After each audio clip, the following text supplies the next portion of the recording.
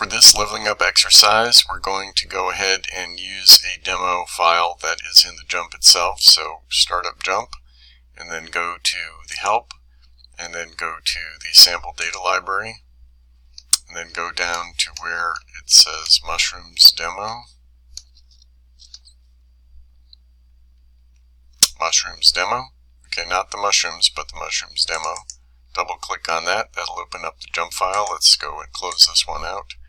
And let's make this a little bit bigger for our data table here. So let's see what we've got up here. We have edibility, and that is whether or not the mushroom is poisonous or edible. That's our target variable. And so what we're going to do is we're going to use three characteristics of mushrooms: the gills, the rings, and the color, in order to try to predict whether or not the mushroom itself is actually edible. In case you don't know anything about mushrooms, I've pulled up a little drawing here that shows you that the gills are this little feature that comes underneath the cap of the mushroom, and then rings are things that go around on the actual stalk, and then of course there's the color itself, and you can see some mushrooms illustrated here by the various different pictures that I have shown on the screen. I've also uploaded a tutorial that is based on this mushroom example, except that it uses a larger data set and a few more characteristics of the mushrooms. So if you want to read more about this after you do this exercise, that would be an excellent way to get additional information. So let's start the way that we would always start, with a decision tree or a predictive analytics exercise. So we go to Analyze, and we say Predictive Modeling. And we're going to go and we're going to make a validation column. That way we're going to divide the data into two different sets, and we'll be able to compare the performance of the model on each of those sets. So I'm going to click on Make Validation Column, and JUMP tells us that a good mix would be 75% to train and 25% to validate, and we'll just let JUMP decide that for us. But we do have to say which of the following methods we want to use to create the validation set. And when I click on the stratified random set, what I'm going to be doing is an equal number of each of the edibility, poisonous, and edible in each of the two sets, training and validation. So I'm going to click on stratified random. Then it's going to ask me which is the target variable, so I'm going to click on edibility. So I clicked on stratified random, I clicked on edibility, and now I'm going to click on OK. And that just added a new column called validation, and each record, that is to say each case, is being added to either the validation set or the training set. So it's a random partitioning of the set of data, full set of 6,124 records. If I go to Analyze and I say Distribution, I can bring in the edibility variable and the validation variable, and then we'll see that we have, in fact, for the edible mushrooms, we have about equal portion of training and in the training and validation set. For poison, we have about equal in training and validation set, or you can look at it from the other perspective and say what's in our validation set. We have about an equal portion of poison and edible relative to the total number that we have of each type. And in the training set, once again, we have an equal portion. So that's what's called a stratified random sample. Okay, I clicked off that distribution platform, and I'm also going to click on rows and say clear row states. And so now I'm back to having nothing highlighted here. And just to show you what happens if I don't use a stratified sample, I'm going to go back to Analyze and say Predictive Modeling, Make Validation Column. And this time I'll simply say a fixed random. And I could put in a seed. If I put in a seed, I'd get the same thing every time. But I can just click on Fixed Random. And then it doesn't ask me because I think maybe it just randomized this based on, not even based on the value in the edibility column. It just divided it up into 75 and 25. So let's see if it looks like it is an equitable distribution between the two states of our target variable. I'm going to say Analyze, Distribution, Recall to get what I had before, OK, and then looks somewhat similar this time around, though. If you look down here in the probabilities, those are about the same. Let's see if I click on training set here. looks like our random selection came across as being pretty similar to the stratified. Which is probably why people don't necessarily say you have to do stratified, but I find that it makes the model somewhat better, especially when you have a small number of the actual target keys. Okay, let's go ahead and try the actual partitioning. So I'm going to say Analyze, Predictive Modeling, Partition, which is the decision tree method. I'm going to go ahead and click on that. I'm going to put edibility in the Y because that is the variable that is the target. We're trying to predict whether or not a mushroom is edible. And we'll take the gills and the rings and the color. Those are our predictor variables, the X factor variables. And then we'll take our validation column and we'll put that in the validation box. Now you could put a validation number over here in the options, or you can leave that blank. It comes up as blank, and you should just leave that blank. It's better to do a validation column, and that way you can replicate your results every time. So I'm going to click on OK, and we'll see that we have the tree, no tree yet, and this big blob of points. If I click on color points, it's going to show me with red and blue what percentages of the points are in each category. So you can see about 3/4 are edible and 1/4 are poisonous. So if we were to use the naive rule right now, and I gave you a mushroom, what would be your prediction? And just in case you've forgotten, here's the slide that I used in class on Tuesday to say what is the naive rule. I was using it in the context of the raw meat and the dog food, but here it is right up here. We're about to create a decision tree, and what I would like to do is to be able to see the actual percentages and counts in each category. Realize that red equals edible and blue equals poison. Jump has made those assignments for us. If I go up to the red triangle and I say display options, I can say show split count, and now each node of the tree will show me the percentages and it will show me the count of the membership here. So once again, we see about 31% are poisonous, 68% in this particular data set. So if I click on split, Jump is going to show me what is the most powerful predictor that will allow me to divide this set up into subsets so that one subset is much more likely to be poisonous and other subsets are much more likely to be edible. So I'm going to click on split and show you that color is the next item that splits things up very well. So we've now got this big group of ones of blue ones, and what is the rule? They have green, chocolate, or white color. Then all of the reds are still divided up here. Those are ones with brown, orange, purple, or yellow. If I look at the percentages here, for this node with green, chocolate, and white, I have 27% that are edible and 72% that are poisonous, whereas over here with brown, orange, purple, and yellow, I have 93% that are edible. So the practical meaning of this is that if I pick up a brown mushroom, there's only really about a 6% probability that I would actually be getting a poisonous one, whereas I pick up a green one, there's still a 72% chance that I would be getting poison.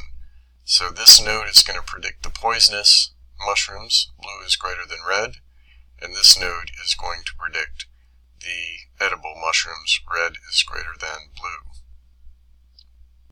I'm going to click on prune here to go back to how we had it before, and notice right at the start our R square is 0. It means we haven't explained anything yet. When I click on the first split, the R square goes up to 41%. This isn't exactly the same thing as it is in regression, but you can think of it that way. You can think that the color variable is explained 41% of the variation in the edibility variable up here. So that's a useful way. It's also showing us that we're getting about the same results with our two sets of data, training and validation. As long as these numbers are close, then we know that we can continue splitting, and we know that we haven't fallen into the condition of overfitting. Overfitting is when we have a very good fit for training and a poor fit for validation, which means that we have skewed the way that we're creating the rules to favor the training set. And then when we get new data, we're not going to get very good results. We can manually keep splitting, and we can try to tell by what's happening with the R-squared as to when is the best time to stop. Or we can let JMP decide. As long as we have a training and validation set, JMP with this go button will try out every possible combination up to a certain point, and it will decide when is the best point to stop splitting and create the best tree that classifies with the most accuracy without overfitting. So I'm going to go ahead and click on Go at this point, and we'll see if I go back up to the top, the tree looks pretty big here, and there are only 7 splits. So actually it's a pretty small tree, but it doesn't fit on the screen very well. So if you're having trouble fitting things on the screen, you can go back up to your red triangle, you can say Display Options, and you can simply say click off on the show tree. And so now I've gotten rid of that. I'm still showing where are my patches of blue, and blue, remember, was, which one was blue? Was it poison? I think it was. And red was edible. So you can see I've now found certain little patches here. And what are the rules? I can look at that in a moment, but let's see what we have with our R-squared. We have now about 88% explained, and these 2 lines are showing with each split how is the R-squared continuing. So what JMP is saying is that if we keep going along here with more splits, we're not going to get any better results. So there's no point in making the model more complex. The rule of parsimony says that we prefer simpler models rather than more complex models. So this is a good place to stop. Just so I have enough space on my screen here, I'm going to go to Display Options. I'm also going to get rid of the Show Points. I'm going to get rid of, let's see, what else can I get rid of? Show Graph, get rid of that entirely. And now I'm going to say, click on the red triangle, and I'm going to say, give me Show Fit Details. So the Show Fit Details now shows me a bunch of other things, like the entropy R-squared is the same thing that's up here. Some of the rest of these we'll look into later, but the key thing here is the misclassification rate that we have. So misclassification rate is right here. And so we can see that for the training set it's 0.03, that is 3%. We're making errors in 3% of the cases. And for validation it's also 3%. And as long as those are close to each other, then we have a good match between the training and validation set. We can say that new data that we bring in is going to perform about the same level as the data that we have in this model. And that is actually verified a little bit more by looking at the confusion matrix. So the confusion matrix, make sure we understand how this is set up. Over here, it's showing us what the actual numbers are in our either training or validation set. I've circled on the validation set right now. And then up here is showing what is predicted. So when we see a number like 1001 here, what are we actually looking at? We're saying we had 1001 cases of edible mushrooms that were actually edible in our data set, and we predicted 1001 that were edible. But we also had 51 that were edible, and we predicted that they were poisonous. So stop for a minute and ask yourself, is this an example of a false negative or a false positive? Here's a little rule of thumb up here in the upper right here that may help you try to figure it out. Of course, in this case, it's not an idle matter if we made a mistake, because of the fact that if we said it wasn't edible, and then we discarded it, that wouldn't be a big deal. But if we said it was edible and it was poisonous, we could kill ourselves. One of the reasons why we start with decision trees when we're looking at predictive analytics is because we can get what's called the leaf report. And remember, each node in the tree comes to the end. We call that a leaf. So we're going to click on the red triangle and say leaf report. So the leaf report shows us each of the rules that are created when we are moving through the tree. Let's call the tree up one more time here. Look at that again, show tree. So when we're classifying, what's happening is we start at the top of the tree, and then let's say we have a mushroom that is green, chocolate, or white, so we went to this node here, and then we had a mushroom that had one or none rings, so we went down to here, and so we're following a pathway through the tree. And then we had one that had narrow gills, and by the time we get down into this node, what do we have? We have a 90% chance of it being poisonous. Let's see, is there anything below that? Okay, so now if it's chocolate, it turns out that, hey, look at this. With all those characteristics, if it is the color chocolate, we can eat it. But if it is white, then it's poisonous, almost certainly, and we better not eat it. So these are what are called the leaf nodes, and the pathways through here are the rules that we've created. And when we call up the leaf report, what we're getting is we are getting a report about the rules itself. So these are not sorted necessarily in any optimal order. So I'm going to right click in this box here, see where my cursor is in the box, and I'm going to say columns, and I'm going to say, sort by column, and I'm going to sort by edible. And so now it's showing me the rule, the single rule that will be the most effective in predicting whether or not it's edible. And if I look down here at the other end down here, I'm getting the single rule that predicts whether or not it's poisonous with the most effectiveness. So if we've got a color of green, chocolate and white, one or none rings, and broad gills, which I think is the one we were just looking at, we have a 0.999 chance of being right in saying that it is poisonous. So hopefully the rules will be understandable, but once we get into having many predictors, we don't necessarily understand the interactions between them, then some of the rules can be impossible to understand. This little caret here means that jump is not showing you necessarily the full path to get here because of the fact that it wouldn't fit on the screen very easily. As you know from previous experience, jump always has many different things you can look at. One more thing you can look at is the column contributions. So go down here where it says column contributions.